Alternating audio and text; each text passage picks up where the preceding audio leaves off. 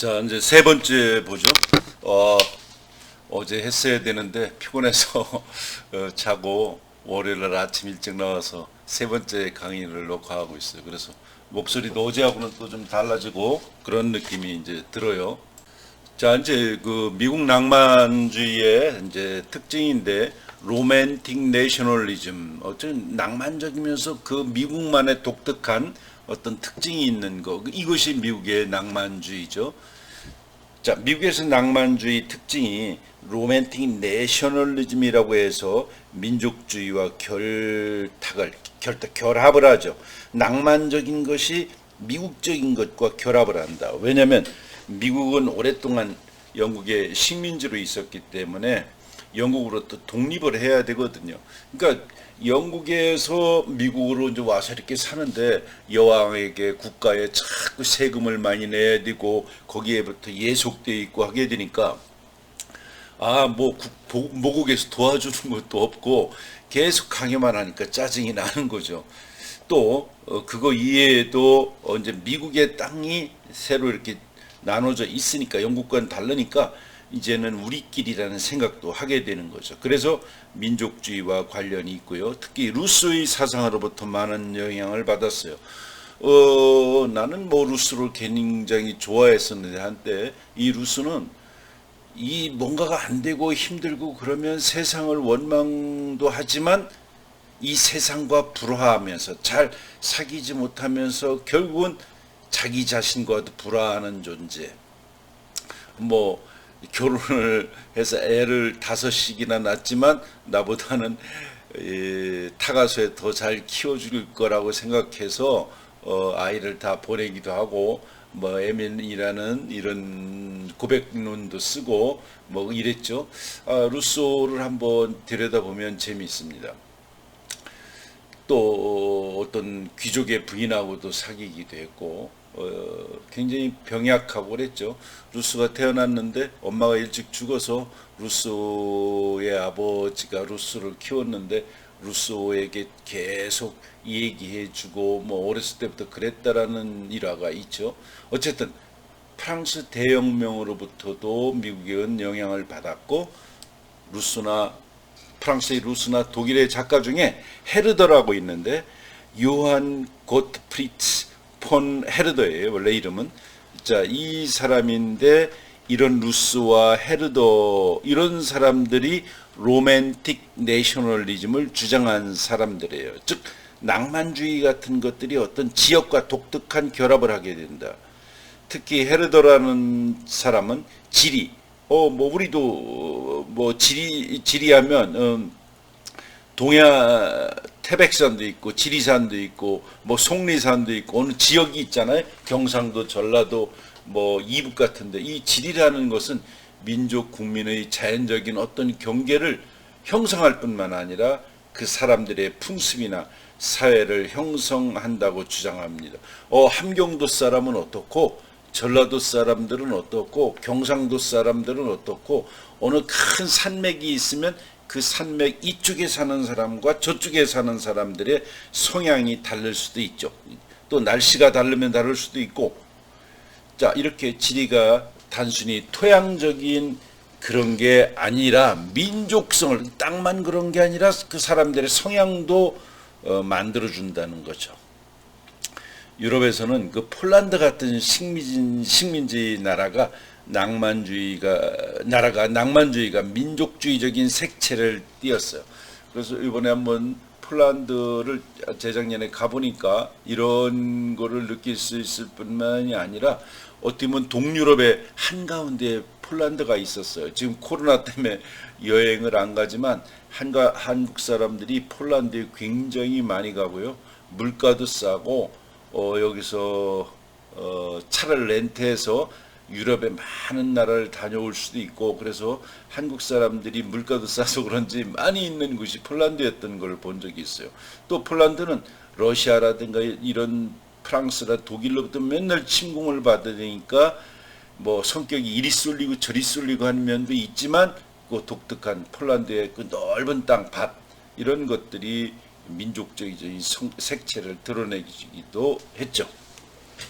그래서 어떤 식민지를 겪고 있는 혹독한 미국의 지배적인 풍토, 그냥 뭐 여왕으로부터 영국으로부터 지배를 받는데 그런 거에 이런 낭만주의가 독립해야 되겠다라는 지적인 풍토를 마련해 준 거죠. 여기서 루스의 영향도 받고 그런 것이 잘 나타난 것이 미국의 어떻게 보면 독립선언이에요. 조금 올려볼게요.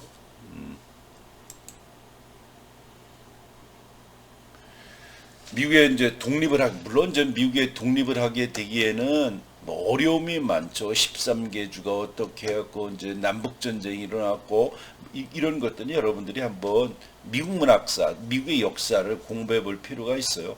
그래서 어떻게 해서 남북 전쟁이 일어났는지, 링컨이 어떤 역할을 했는지 이런 것들을 한번 볼 필요가 있죠. 뭐 그런 얘기하려면 또 너무 시간이 많이 걸리니까.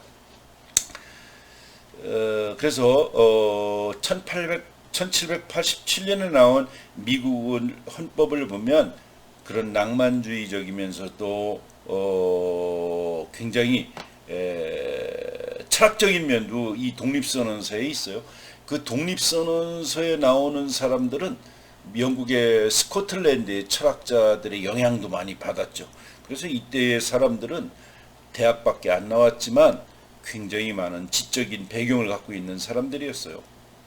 낭만주의는 유럽에서 내셔널리즘과 반대되는 건데 미국에 와서 낭만주의는 내셔널리즘과 낭만적인 건 뭐냐? 뭐 이국적이고 자기 개인의 이런 것들을 독특함을 추구하는 건데 내셔널 국가와 관련되는 것과는 이질적이죠. 그런데 미국에 와서 낭만주의는 유럽의 합리주의를 받아들이게 되죠. 그러니까 이 낭만주의가 미국에 건너와서는 이제 유럽의 합리주의도 받아들이게 되고 식민주의에서 벗어나야 하기 때문에 미국의 낭만주의는 혹독하게 발전될 수밖에 없었다. 자, 그래서 낭만주의가 미국에 와서 어떤 유럽의 합리주의도 받아들이게 되고 내셔널리즘도 결합을 해서 독특하게 새로운 낭만주의로 미국에서 태어나게 됐다. 이런 얘기를 이제 했어요. 그래서 미국의 낭만주의는 유럽의 낭만주의와는 조금은 다를 수 있다. 자, 그 다음에 문화의 그 지체인데, 이건 한번 얘기했어요. 문화적 지체인데, 영국, 유럽에서는 굉장히 빨랐는데, 미국에 오는 것은 한 7, 80년이 걸렸다. 5, 60년, 한 50년 뒤이다. 이런 얘기를 했는데, 그리고 미국에서는 낭만주의는 문화적 지체 현상 때문에 유럽보다 50년 정도 뒤늦게 발전을 하죠. 왜? 배 타고 오는데 오래 걸리는 거죠. 비행기가 있는 것도 아니고 지금도 핸드폰, 뭐 전화가 있는 것도 아니니까 굉장히 늦었다. 식민지를 처음 건설한 미국의 동북부 지역, 지금 대서양 해안을 따라서 뉴욕 위로 쭉 메인주까지 올라가는 거, 뉴잉글랜드 지역이라고 할 수 있죠.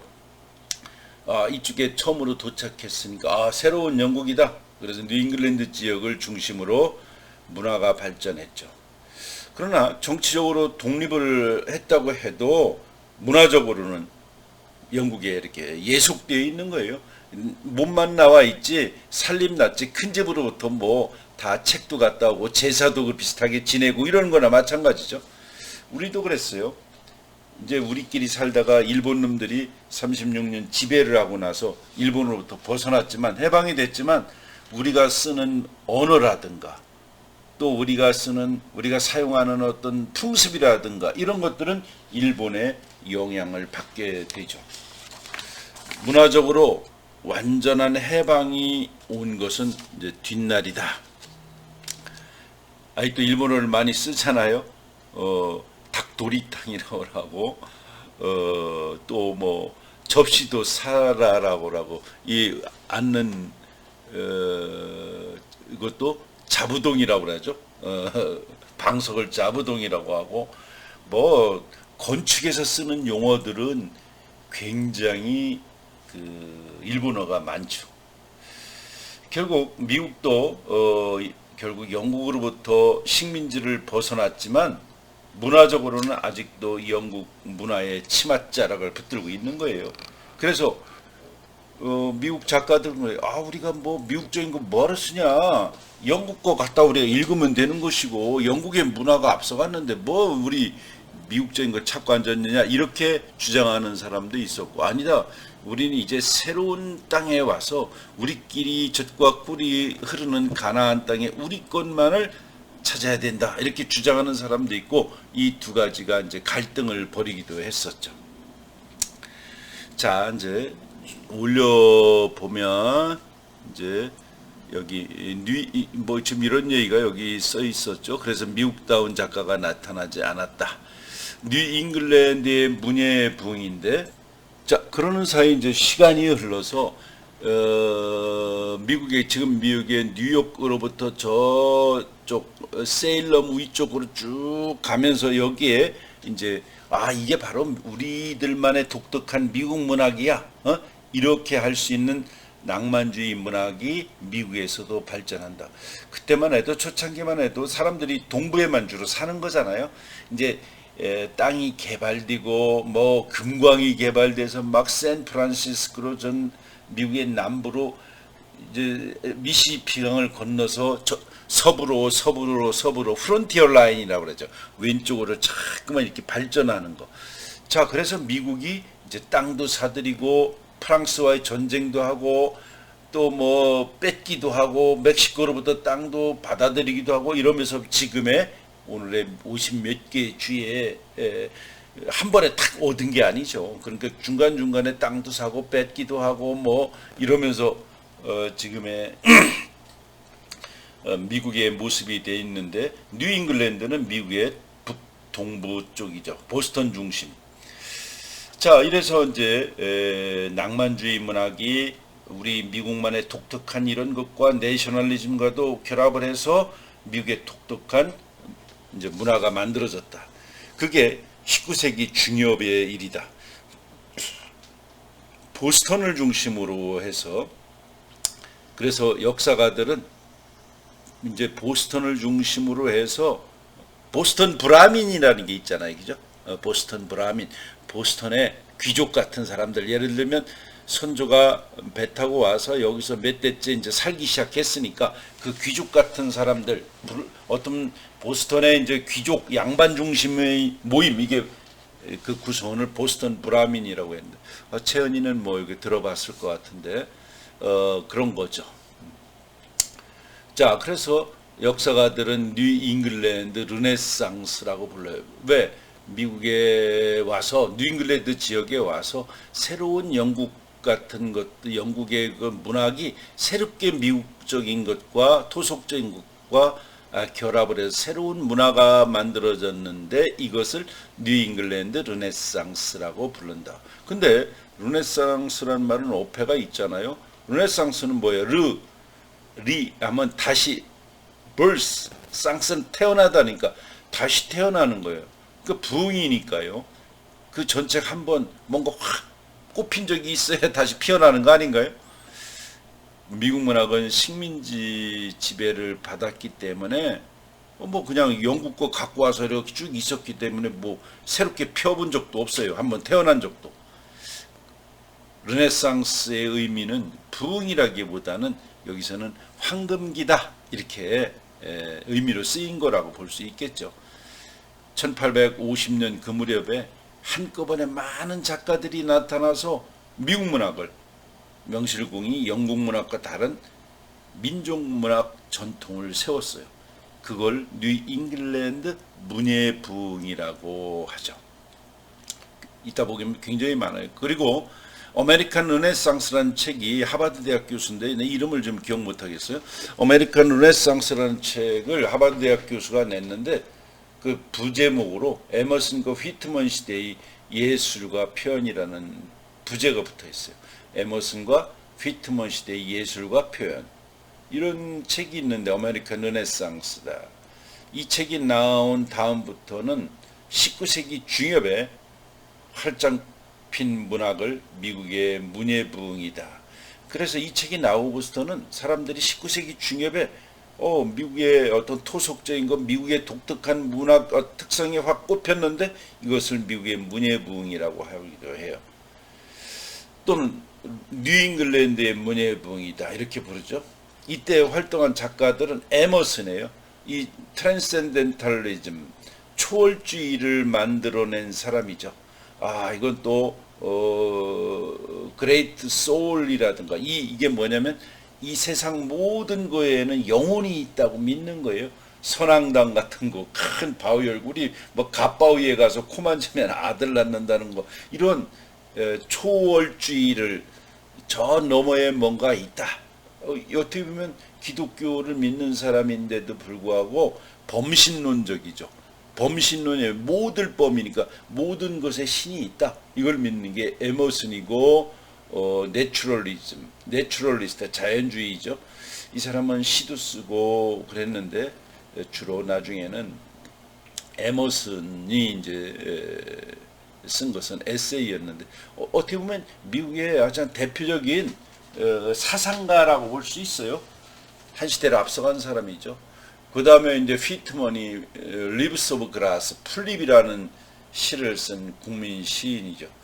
이제 피트먼부터가 미국적인 냄새가 시에서 이제 나는 거죠. 이 사람 말고도 우리가 이제 이번에 보려고 나다니엘 또는 너세니얼 호선, 허먼 멜빌, 에드가 앨런 포, 헨리 데이비드 소로우. 이 헨리 데이비드 소로우는 위에 에머슨의 제자였어요. 근데 둘이 사이가 좀 지나다가 1년 지났는데 안 좋아졌어요. 헨리 데이비드 소로가 에머슨의 집에 가서 먹고 자기도 하고 그랬어요. 근데 둘이 나중에 사이가 안 좋아져서 헤어졌는데 헨리 데이비드 소로가 좀 버릇없는 얘기도 했죠. 에머슨의 집에 가서 내가 1년 있었는데 별로 배운 것도 없고 시간만 낭비한 것 같다. 이런 헛소리도 했는데 그건 아닌 것 같아요. 이 에머슨이 굉장히 큰 창조적인 사람이었고 그 사람 그늘 밑에서 헨리 데이비드 소로우가 더 발전시켰죠. 이 소로우의 유명한 작품이 뭐래요? 월든이라는 거예요. 월든. 저 월든 연못가에 가서 이 세상을 등지고 자연과 함께 살아가는 삶의 모습을 잘 그려는 게 월든이잖아요. 이 월든. 근데 이 헨리 데이비드 소로우는 우리나라 법정 스님이 두 번인가 이 월든을 찾아갔어요.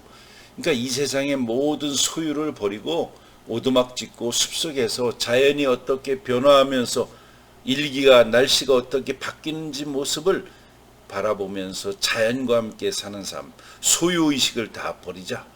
뭐 이런 게 소로우예요. 근데 소로우의 삶은 또 그렇지도 않았어요. 어떤 국가에다가 세금도 내지 말고 시민 저항론 같은 것도 이렇게 쓰고 뭐 이랬던 사람이 소로우예요. 또 이 시대의 대표적인 사람이 여자의 시인이라고 볼 수 있는 여류 시인인데 에밀리 디킨슨. 이 사람도 암허스트에 살았는데 어느 목사를 사랑해갖고 유부남 목사를 사랑해서 그 목사가 버리고 가가지고 충격을 받아서 혼자 에머스트라는 그 숲속에서 시골에서 혼자 사는 여자 시인이죠. 근데 굉장히 몇천 편의 시를 썼는데 뭐 시집을 낸 것도 아니고 누가 뭐 종이에다 빵 사갖고 오면 빵을 종이에 이렇게 싸갖고 봉투에다 시도 쓰고 그 삶과 죽음, 영원 이런 것들의 시를 썼던 여자죠. 근데 너무 앞서갔어요. 한 200년은 앞서가지 않았나?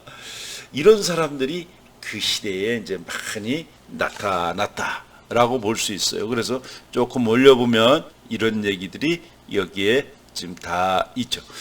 자, 그래서 이러한 문예부흥 시기에 소설 쪽에서 포문을 열어준 작가가 나다니엘 호우슨이다.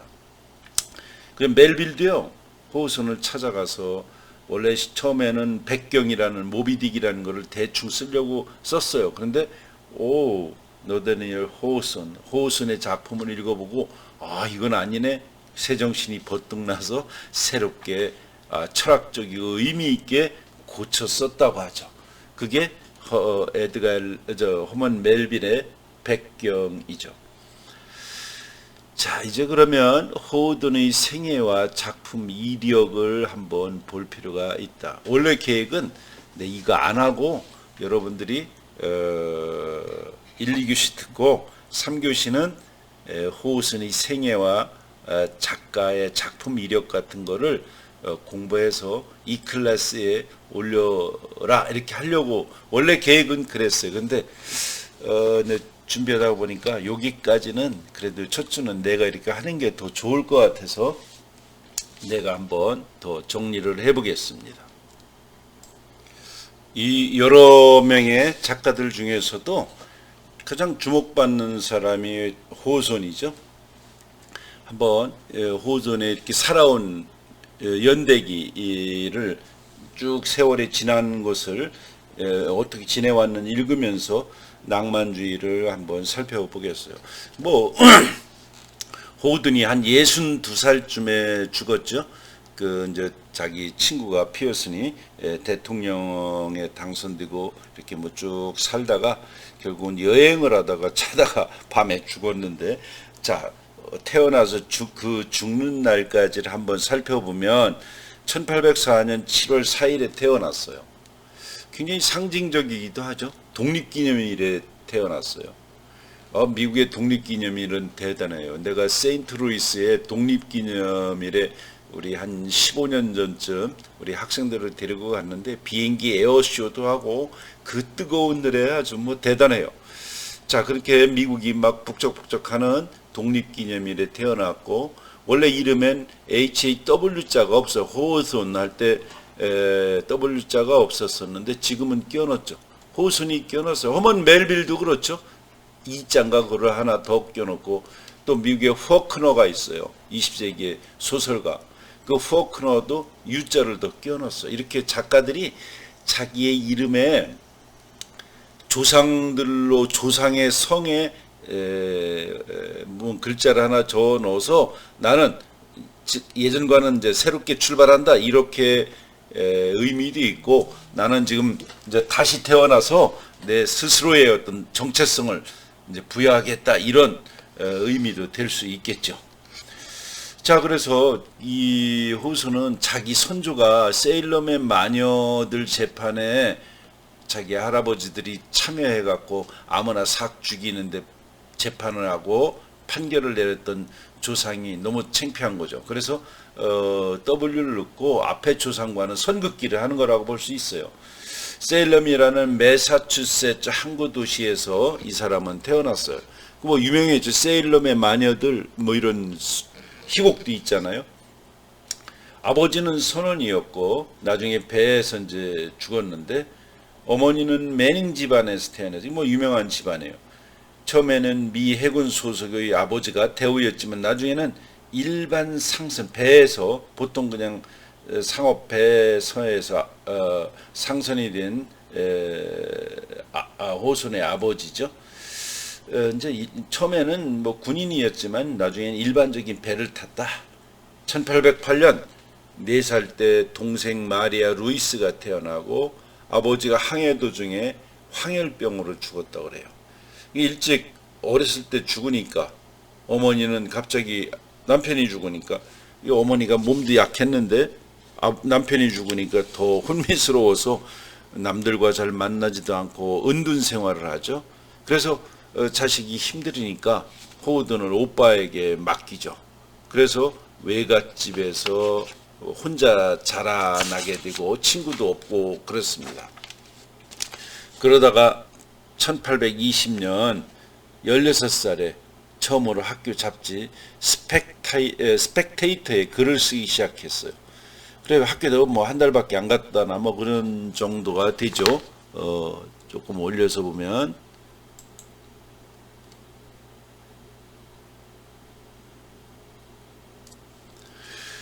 1821년 메인주에 있는 보든 칼리지에 입학을 합니다. 뭐 고등학교도 별로 이렇게 뭐 가보지도 못하고 이러면서 그래도 머리는 좋았던 것 같고, 1821년에 메인주에 있는 BODON이지만 읽을 때 보돈이 아니라 보든이라고 읽더라고요.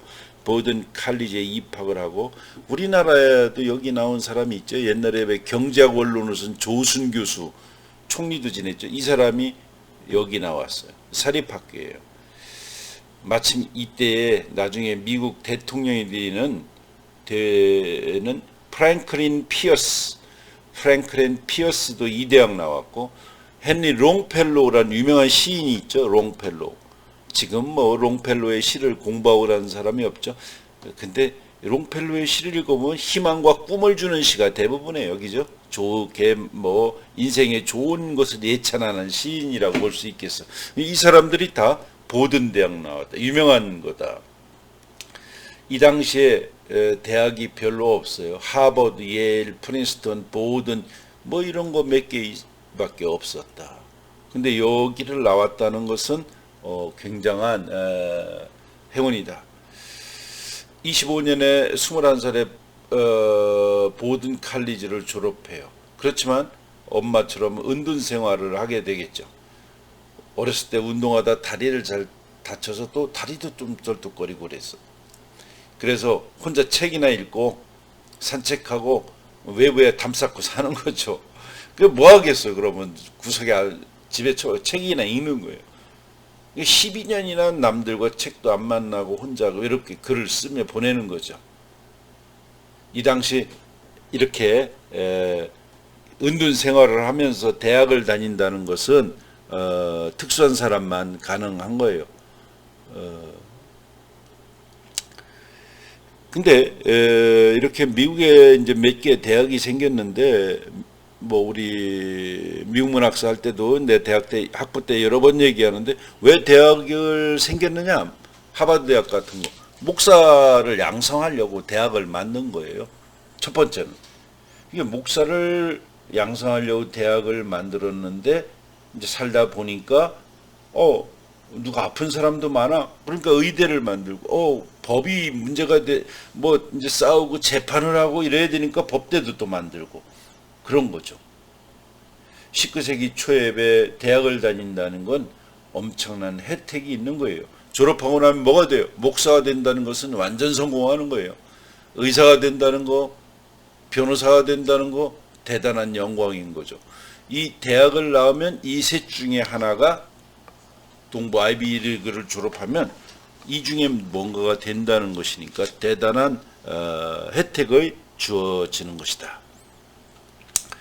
근데 이 호소는 그렇지가 않았던 것 같아요. 의사도 목사도 변호사도 싫다. 나는 작가가 되고 싶다. 여기 있죠.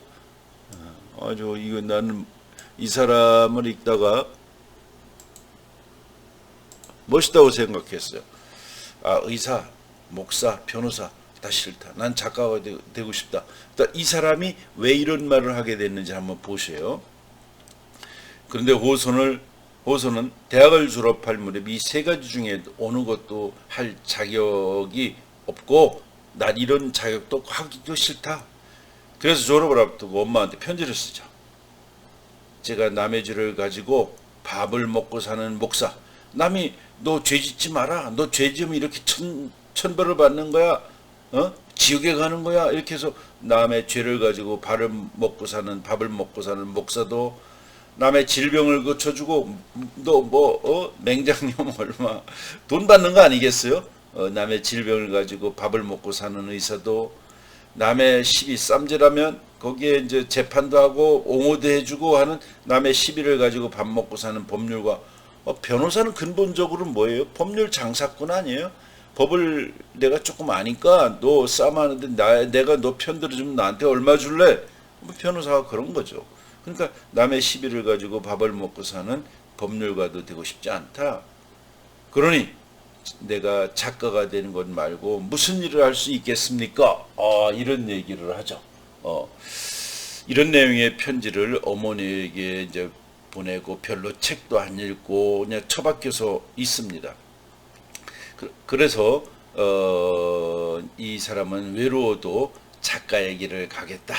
이 무렵 작가는 글만 써 생계 유지하기 어렵고, 요즘도 마찬가지예요. 인세를 받아서 몇 명이나 살겠어요. 그런데 호선의 말이 참 좋지 않겠어요? 남의 시비거리를 먹고 사는 변호사도, 남의 병을 먹고 사는 의사도, 남의 죄로 먹고 사는 목사 다 싫다. 어떻게 보면 새 직업이 뭐 바람직한 직업은 아니죠. 내가 보기에는 교수가 괜찮은 것 같아요. 젊은이들에게 꿈과 희망도 주고 새롭고 젊은이들과 얘기하고 뭐 지적으로 능력이 있으면 대학에서 이렇게 강의하는 것이 의사, 변호사, 목사 이 세 직업보다는 새로움을 얘기하고 역사, 문학, 철학을 얘기하고 이러면서 꿈을 얘기하는 교수가 더 좋지 않을까 이런 생각을 그전에도 해봤어요. 그 대신 이제 교수라면 가난하죠. 자, 오늘 이렇게 하고 오늘 여기까지 하고서 다음 주에는 내가 나다니엘 호손 또는 러세니어 호손의 주온 글자를 한 2시간 걸쳐서 해보려고 해요. 그래서 여러분들이 지금부터 빨리 소설을 읽어야 합니다. 그래서 주온 글자를 한 2주면 읽을 수 있어요. 그래서 내 이야기를 듣고 빨리 주온 글자를 읽었으면 좋겠다. 내가 한 20년 전에 쓴 논문이 있어요. 그건 나중에 내가 한번 알려줄 테니까 지금 보면 뭐 그렇게 그때는 이제 젊은 시절에 썼으니까 객기로 썼다는 느낌이 드는데 그래도 뭐 내 논문 지금 한번 내 읽어봤어. 그랬더니 뭐 그런 데는 잘 썼다라는 생각도 드니까 자, 뭐 그 얘기였고 하여간 텍스트를 읽어야 된다. 영어로 읽는 게 원칙이다. 못 읽으면 한글로라도 읽어라. 중요한 부분은 텍스트와 찾아가면서 읽어라. 그렇게 얘기해 주고 싶어요. 다음 시간에 뭐 텍스트 영어는 내가 다음 주에 얘기해 주고 번역된 거는 영문과 교수들이 번역한 걸로 보면 좋아요. 그러니까 여러분들이 제일 좋은 거는 유명한 출판사 번역본을 보는 게 좋아요. 오케이? 열린 책들이라든가 뭐 이런 유명한 문학 동네 이런 데서 나오는 책을 한번 번역본으로 봤으면 좋겠다. 자, 여기까지 하고 다음 주에 보겠어요.